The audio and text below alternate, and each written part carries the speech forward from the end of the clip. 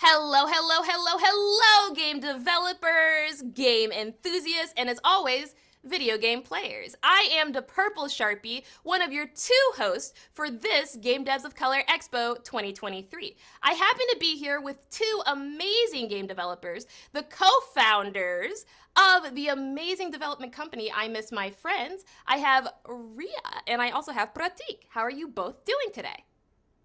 Hey, Sharpie, we're doing well. Hi, Sharpie. We're very well. How are you? I am great. As always, I gotta thank you for asking. Now, Ria, I understand that as one of the two co founders of this company, you all have been working on a project called Fishbowl. Tell me a little bit more about it. Yeah, for sure. Fishbowl is a coming of age slice of life story told over a month. It's about a girl named Alo who's just graduated from college and moved to a new city for her first job. And once she's there, she gets notified that she's going to have to work from home. So the game centers isolation and having to stay in touch with loved ones, long distance. That's what it's mainly about. Yeah.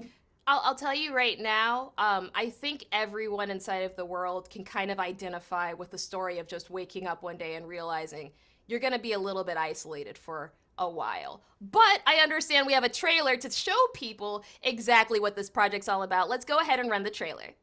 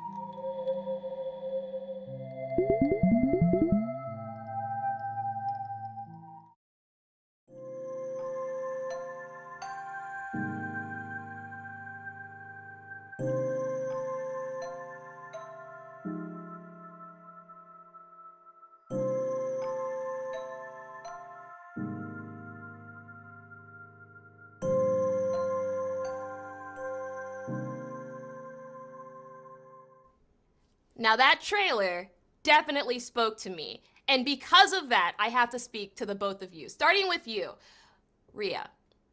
Inside of this game, Alo, who the story kind of revolves around as the main protagonist, is now completely isolated. You know, she's moved away from her mother, who's actually running the shop that sits underneath their home. Now, talk to us about what went into kind of creating this story between like her feeling of isolation, moving her away from her mother, especially for a job. So the theme of Fishbowl was very much inspired by both our mindsets during the pandemic and how difficult it was to stay away from our loved ones, not being able to meet them. So a lot of Alo's mental state is kind of inspired by our time. in the pandemic, not being able to be with our families and friends and just see them and hug them and have that sort of sense of community. Yeah. Yet, how important it still was to stay in touch with them over video calls. And that's what Alo kind of ends up doing. It's also a very difficult journey, which I think a lot of people would relate with, to move cities for a new job. And it is isolating, and you're at that age when you're so unsure of yourself.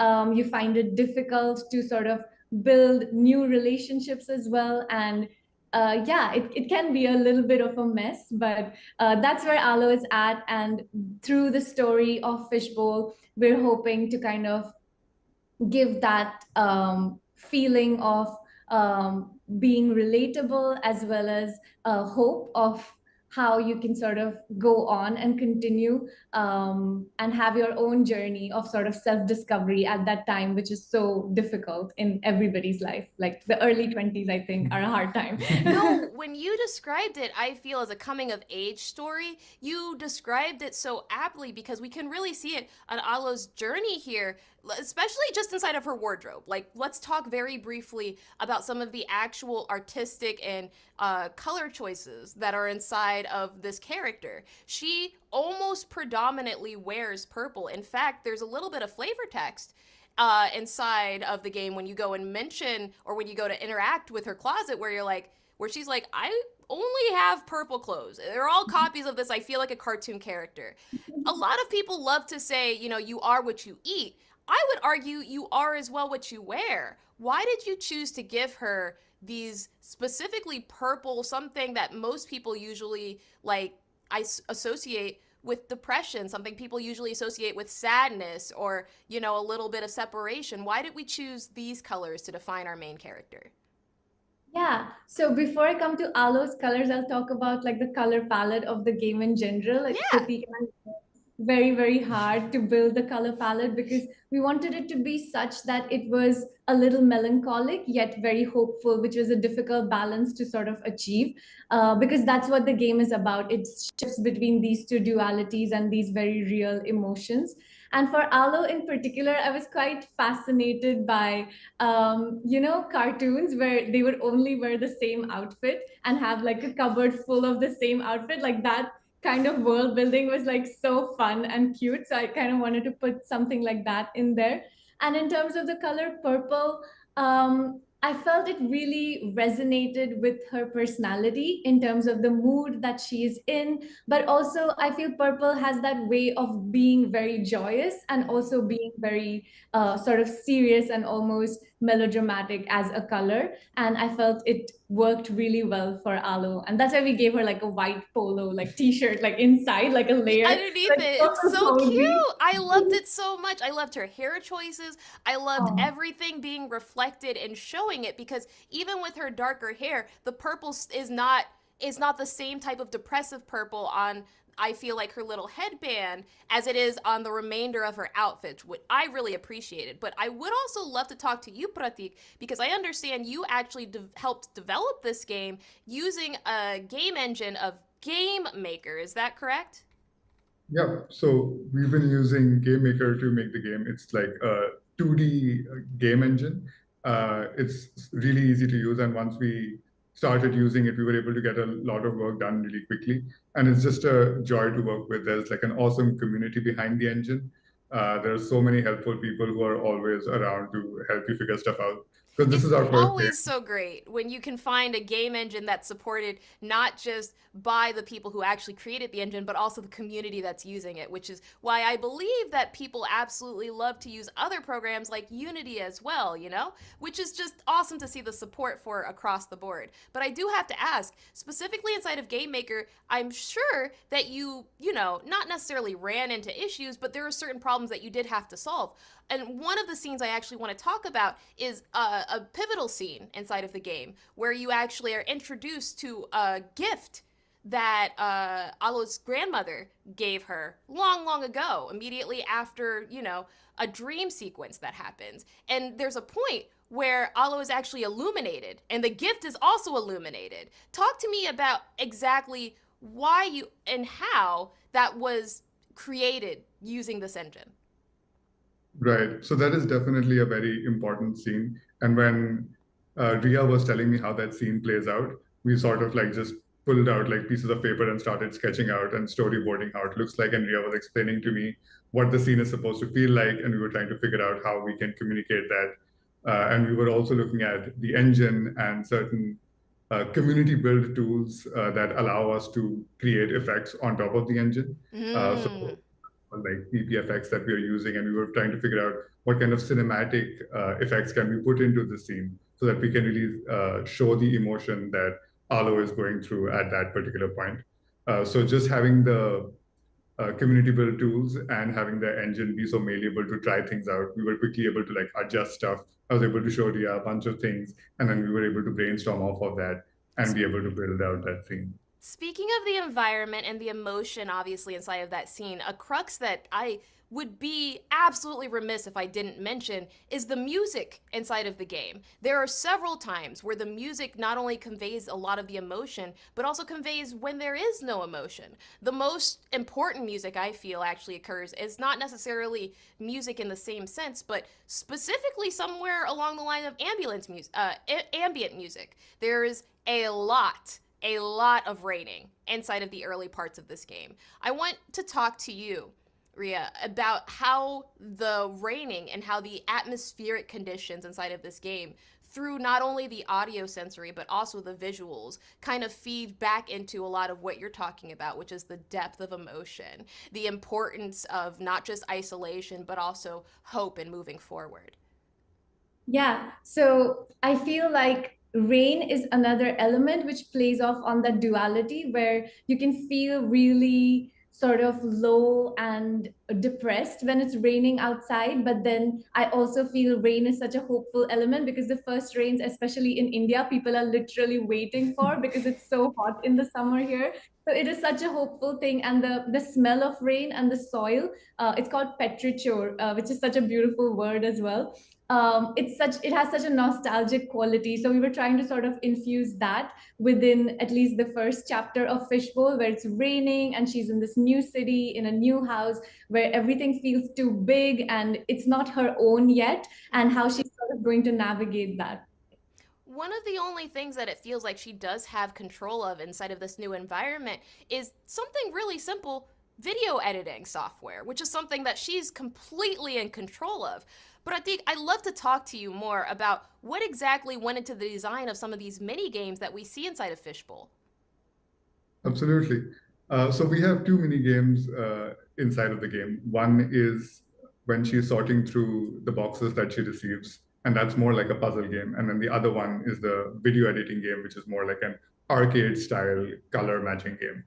So we wanted something that matches what you're doing. So we wanted work, especially video editing, to be more fun and more fast paced when you're meeting with your colleagues and you're trying to get work done quickly. So we wanted that to be fast paced.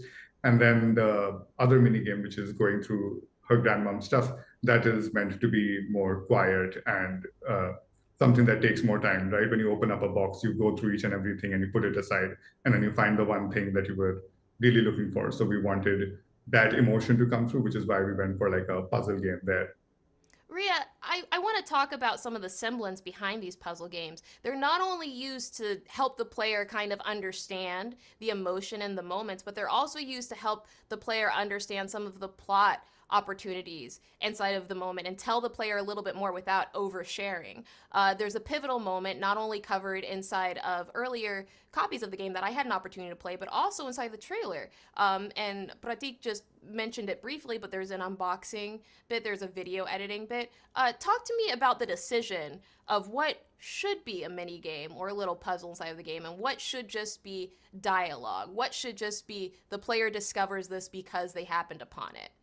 That's such an interesting question. So I'll talk about the puzzle game first. I think that was inspired when my grandparents passed away. I went through all of their things, like sorting them one after the other. And I wanted that kind of similar journey to be experienced by the player where you see so many fun things and memorable things and really emotional things. Like objects are really storytellers and they can make you feel so much when you're going through them and really looking at them with attention and care. And that was the emotion we wanted to sort of incorporate into the puzzle game. And in terms of the dialogue between the two, I think certain things we would like to kind of intentionally put forth to the players so they don't miss out on important beats and important things which maybe initially they might feel are just something said, but then they might connect later to something bigger. But then that sense of just discovering something for yourself and the feeling that, oh, you just went there and chanced upon something is so beautiful too. So we've kept like a good mix of both. There's definitely a beautiful discover feeling that you get as you're playing through the game, not exclusively from the little mini games or puzzles, but also just from exploring through the dialogue scenes. Which, Pratik, I'd love to go ahead and go back to you, and I know I'm just ponging back between the both of you, but I want to talk about the video call scenes that we briefly mentioned at the start of this interview.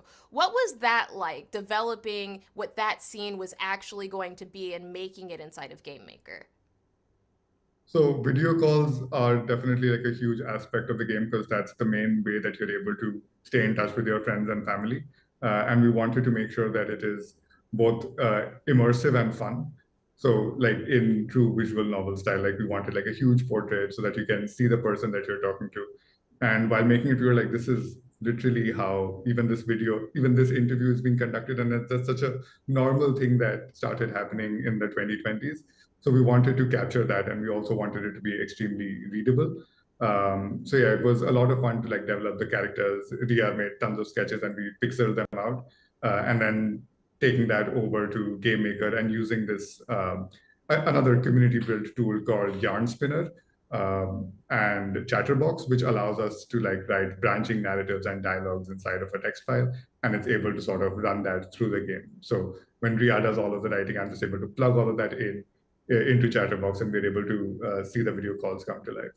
Rhea, talk to me about the decision to allow narrative to be used in this fashion, and talk to me about exactly why you wanted to have two characters. I kind of want to go mostly what this question is mostly about the color dynamic that we see whenever we compare characters, especially to Aloe. The scene I want to preface here and kind of reference is the scene with Aloe and her mother, where you have her mother inside of this yellow, vibrant cafe almost background inside of their store, and you have Aloe sitting there on a, like, it seems as though a car or some type of device on her way to her home, and she's kind of just like in transit. Talk to me about exactly like how you managed to not only use those colors to capture the emotion, but you also use the fact, because I noticed there didn't happen to be any background music in there. It's mostly just filled with the sounds of the text and, the ambient sound of the car moving, the ambient sound of kind of like the clutter in the background from the cafe. Like, talk to me about exactly why we decided to make these settings and why we decided to have such a crazy color contrast and sound contrast. Yeah, so that particular scene is actually the only time ever in the game that Ala is outside her home. So we wanted to fill it with just ambience from the outside, and she's actually in a vehicle called an auto rickshaw, which is very common in many states in India, many cities in India. So it's like a very particular kind of transport which has three vehicles and very commonly used by people to get from place to place. And her mom is in her own space, right, in a space that she's comfortable in, where she's always been, which is why it has that warmth and coziness. And here Alo is like on a kind of a bumpy ride trying to get to this kind of new home that she now travels back and forth from. So that was like the intention behind that scene. Yeah. Well, I will say it's been an absolute pleasure discussing this amazing project and talking about your intentions. So, coming off of the conversation regarding emotions, design focuses, and just overall intention inside of this game, for one of our final questions, I would absolutely love to go to you, Pratik, talking a little bit more about the development cycle on this project. Can you describe to us, obviously, how the quarantine created and kind of helped both you and Rhea mesh on this project? Absolutely. So starting out, we were working on the game part-time, which meant both of us had completely different careers and work that we were looking at. And we would try and find like the little hours that we could to work on the game. And we were So development was slow but steady. Like we made sure that we would spend like at least some time on the game, if not making it, then at least talking about it, writing down notes, making to-do lists. And I think it's been great to like slowly work on the game, make some progress, and then share it with each other. So like I'd be working on like my job, and Ria would be doing some writing, and then Ria would be off doing her work, and I'll work on some part of the game, and then we'd come back and we'd share it with each other. And that's always nice to see the other person has made progress, because then that inspires you to do even more. Aw. So I think that was like definitely an important part of how we started building and are continuing to build the game. Rhea, I really want to just briefly get into your understanding and your mindset through some of the development cycle as well. Did you have a similar experience? Did you feel like quarantine was just as useful for getting that back and forth time and dedication on the project? Yeah, it was such a difficult time in general, but on the other side, it also meant that all our work-related travel was completely shut down. So we were at home and we had so much time with each other for the first time in years. So in that way, I feel like it was good to put that energy and everything that was going on in our mind mentally into a creative project. It was a good outlet in that way. And hopefully it resonates with more people as well who play it. Well, Rhea, Pratik, I want to appreciate and thank you so much for spending time today resonating with me on your newest project, Fishbowl. Thank you. Of course, it's Thank such you. a pleasure to be here, and we watched all of the GDOC interviews that you've ever done, Sharpie. So we're huge fans, and we're so excited to be here, and it's super surreal. So thanks so much for having us. Thank Thank you. you for being here. And to all of our audience members who are watching this audience, if you or watching this interview, if you feel like this has definitely been a very surreal experience, you should head on over to imissmyfriends.studio and go wishlist the game Fishbowl, coming out soon. Make sure that you join the Discord or their mailing list for more information. Now, everybody, this has been yet another game developer interview hosted by myself, the Purple Sharpie. You stay tuned because we have even more of Game Devs of Color Expo 2023 coming soon.